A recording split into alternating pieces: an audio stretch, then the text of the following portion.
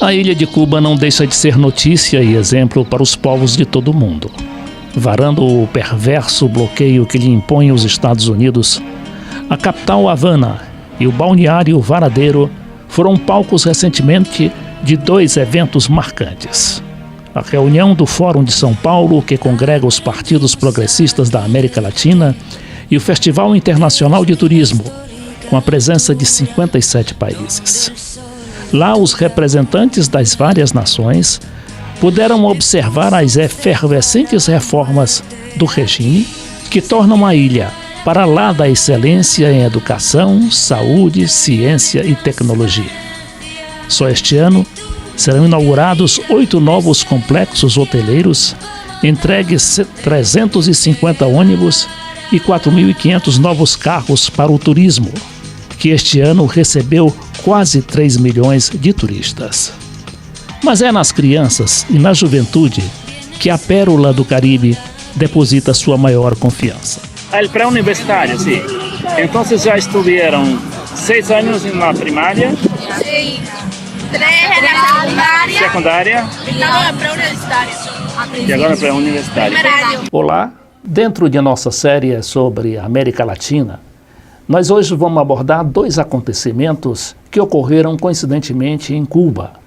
Um deles foi a reunião do Fórum de São Paulo e o outro a Feira Internacional de Turismo daquele país que é Cuba.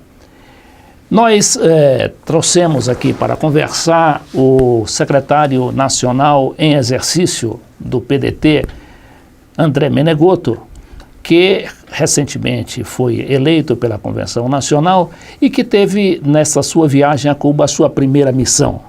Então, Menegotto, você foi representando o PDT, logicamente que o PDT integra o Fórum de São Paulo, né? Que é esse fórum, né, esse organismo internacional que congrega os partidos da América Latina. Eu indagaria para você a que ponto, qual é a análise, a conclusão a que chegou o Fórum de São Paulo? O Fórum, ele se reuniu de final de abril até 1º de maio, 29, 30 e 1º de maio em Havana. Nós tivemos lá 15 países representados, né, por mais de 200 pessoas, né, entre observadores, delegados, membros de delegações. E o evento foi muito positivo do ponto de vista de integração entre os partidos, né, troca de experiências, enfim, foi um ambiente muito propício à troca de experiências, principalmente dos governos que estão em andamento na América Latina e no Caribe, né, governos progressistas, com políticas comuns, né, e se discutiu muito isso lá, o estabelecimento de uma agenda comum entre os governos latino-americanos, os governos progressistas da América Latina e do Caribe. Eu acho que esse foi o ponto mais positivo, né? Um outro ponto que eu considero importante também foi uma análise feita, né, durante o evento daquilo que nós já conquistamos em termos de avanços sociais na América Latina e no Caribe, através dos governos populares, né, dos governos de esquerda. Pois é, esses avanços sociais, o Menegotto, eles estão sendo muito contestados, questionados, né, sobretudo pela mídia, né, a grande mídia internacional, que diz que não houve avanço nenhum, que houve avanço, foi o avanço da autocracia, né, porque esses regimes são, não por razões, digamos, de negócios da mídia ou dessas grandes empresas que patrocinam a mídia, eles são interpretados mais como regimes que querem se perenizar, né, ao longo de todo o tempo nesses governos, nessas administrações, e que o alcance social desses programas seria mínimo. O que é que você pode constatar? O que nós discutimos lá e o que ficou evidente em todas as abordagens que foram feitas era de que os avanços obtidos pelos governos progressistas na América Latina e no Caribe, eles são incontestáveis. A própria direita hoje reconhece esses avanços, né? Que é a distribuição de renda, de riqueza, a igualdade, né? Os países hoje socialmente eles estão mais justos, ainda muito aquém daquilo que deve ser, mas houve esse avanço. A própria direita reconhece isso, né? E a própria direita, por conta disso, vive uma crise hoje de identidade. Estão sem propostas, estão sem bandeiras. E se mantém justamente nisso que você falou, que é a base da sustentação desse discurso de direita no continente ainda é através dos oligopólios de comunicação. São eles que irradiam, que proliferam esse tipo de argumento de que os avanços sociais são, na verdade, um factoide, que não são avanços consideráveis do ponto de vista social e econômico. Quando nós sabemos que não é isso que acontece. Os governos da América Latina, eles avançaram muito no campo econômico e no campo social também. Também no campo educacional, né, tem também aquela questão, né, de acabar com os analfabetos, né, em vários países, né, parece que Venezuela, Equador, Nicarágua, são países onde proliferava muito, né, não só o analfabetismo, como também a marginalização da população, né, da cultura, né, da educação. Sem dúvida. Um dos pactos que se firmou no Fórum de São Paulo, nesse evento em Havana, foi justamente um pacto pela erradicação do analfabetismo no continente. É uma condição fundamental para que esse avanço e que nós conquistamos ao longo dessa última década, ele possa se fortalecer e ser uma base de sustentação para os avanços que ainda estão por vir. Agora, Menegoto, essa questão educacional também, ela não deve se restringir apenas a acabar com o analfabetismo, mas integrar, né, inclusive o alfabetizando ao processo normal de educação, qualquer que seja a sua idade. A Venezuela, eu tive ocasião de perceber, né, eu fui ver diretamente lá, ela chegou a ter um avanço nesse aspecto, porque ela integrou, através daquelas chamadas missões, várias turmas, né, se não a totalidade dessas turmas, no ensino tradicional, né, foi fazendo aos poucos, né, passou por aquelas etapas dos ensinos supletivos e teve muita gente que chegou até a própria universidade. Porque essa questão toda, eu acho que também foi um dos objetivos quando o Fórum de São Paulo colocou como prioridade acabar com o analfabetismo, foi também pensando nesse aspecto, né, da educação continuada. Não tenha dúvida, se discutiu isso também lá. Quer dizer, a educação como uma ferramenta indispensável para que o país possa crescer, inclusive economicamente. Se discutiu isso no âmbito, por exemplo, de países que são importantes do ponto de vista da América Latina. O Brasil, como o grande motor da América Latina, expôs isso lá, que nós temos que avançar muito ainda no campo educacional. É um dos nossos desafios na próxima década, é esse avanço educacional.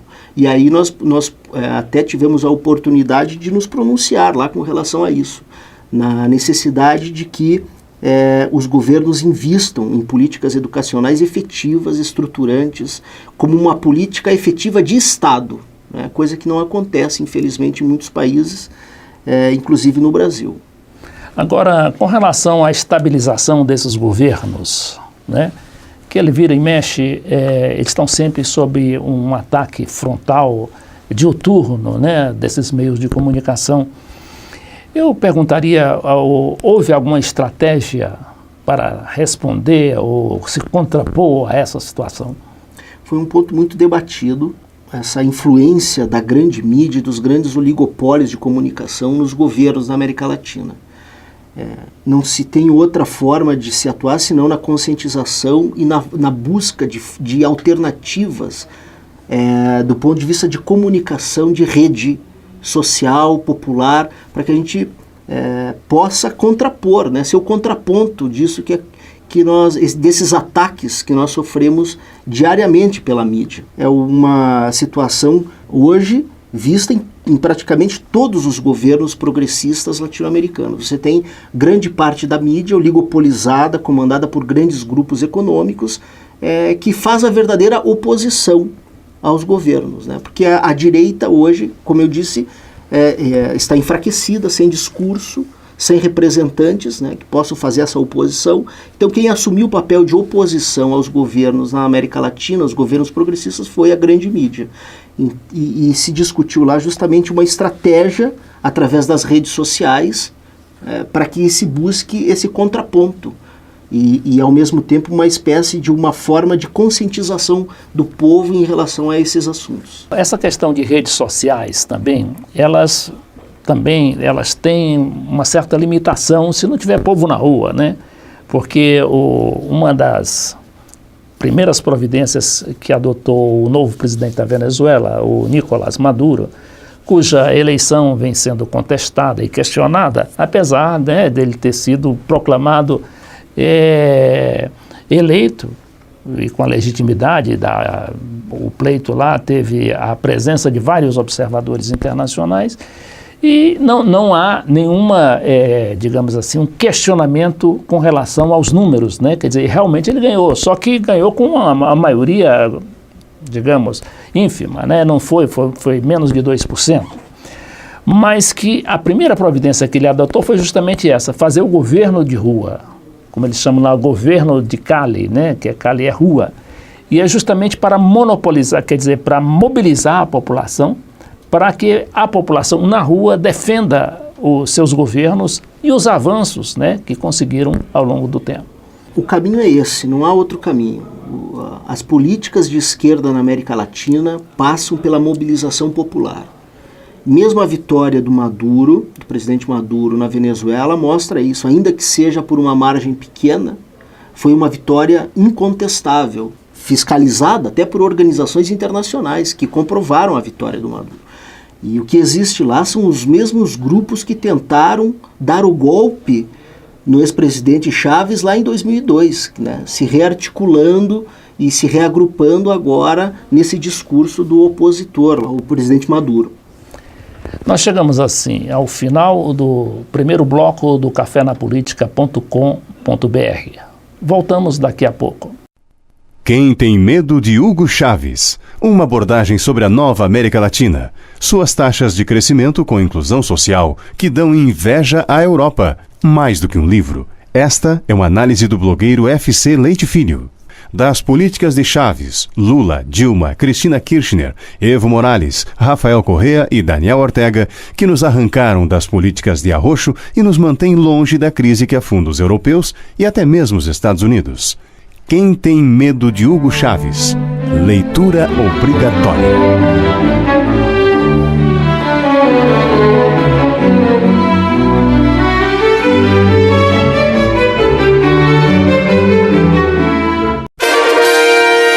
Desafios brasileiros na era dos gigantes.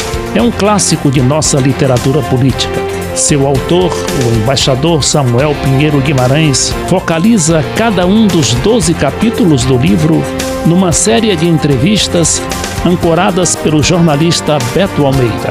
TV Cidade Livre de Brasília, levando a você a informação que não chega pela mídia tradicional.